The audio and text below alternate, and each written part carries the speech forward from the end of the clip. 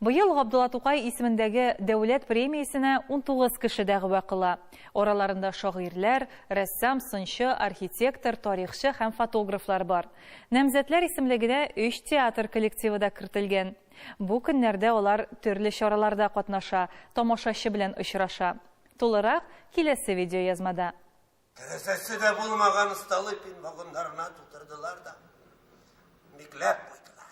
Тукай премиясына дәгъва кылучылар арасында Ояз Гыйләҗев исемендәге Чаллы Татар дәүләт драма театрының Рауил Сабыр пьесасы буенча «Абага алмасы ачы була» спектакле. Әсәрне Чаллы театрына нигез салучы режиссер Фаил Ибраһимов куйган. Дәүләт бүләгенә автор, режиссер һәм шулай ук төп рольне башкаручы артист Рафил Сәгъдуллин тәкъдим ителә. Bir cümle белән генә әйткәндә, 86 яшьлек сугыш ветеранының 86 яшендә беренче тапкыр паспорт алуы турында.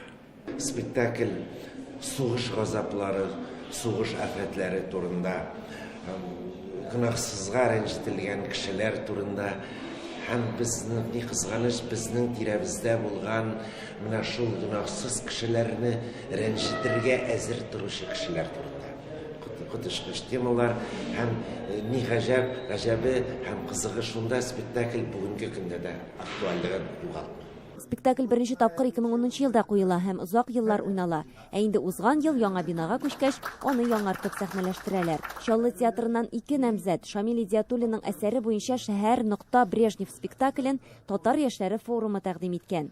1990 елларны яктыртса да, темасы бүген дә актуаль.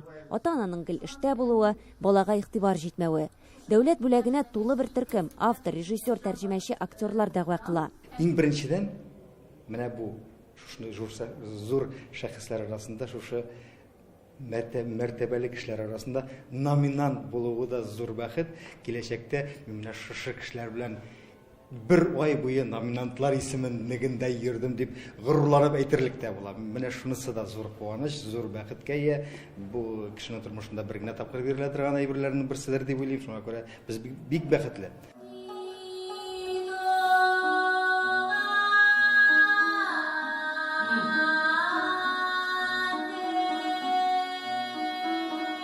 Быел нәбзәтләр арасында 4 театр Әлиф берләшмәсенең исеме Габдулла Тукай белән бәйле.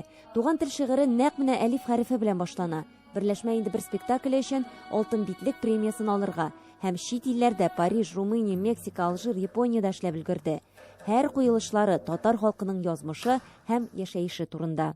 Әллүки дигән опера чыккан иде, аны без эшләгән идек хәрефләр белән инде, чукраклар белән.